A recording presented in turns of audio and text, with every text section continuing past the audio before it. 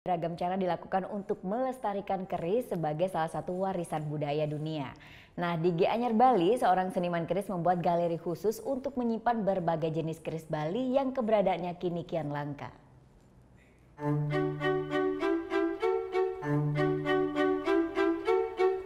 Melihat keberadaan keris Bali yang kini kian langka, salah seorang seniman keris, Made Gede Sutama, membuat galeri khusus untuk menyimpan keris.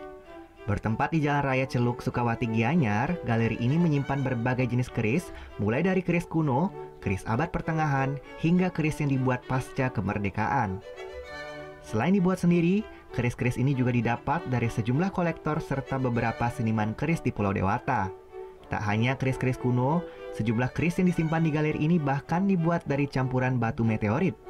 Keris yang disebut serpong ini biasanya dibuat pada zaman peradaban Nusantara yang diyakini memiliki nilai kesakralan yang tinggi. Dahulu ini langka sekali. Semua keris ini sudah dikoleksi, kolektor sudah mengambil, bahkan itu ada kolektor-kolektor yang dari luar negeri.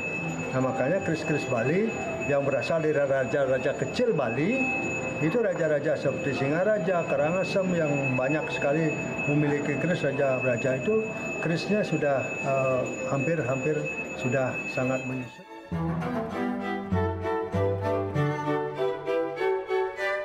Hadirnya galeri keris ini mendapat tanggapan positif dari sejumlah pihak. Rencananya, galeri ini akan diusulkan menjadi laboratorium lapangan yang bertujuan untuk memberi edukasi bagi generasi muda. Dan khusus kami di pengelola sekolah akan mengajak anak-anak untuk datang melihat ke tempat ini. Selain keberadaan keris Bali yang semakin langka, jumlah pengrajin atau seniman kerisnya pun terus menyusut.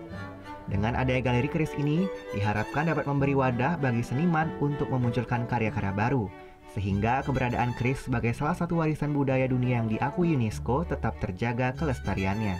Kadek Martane melaporkan untuk NET.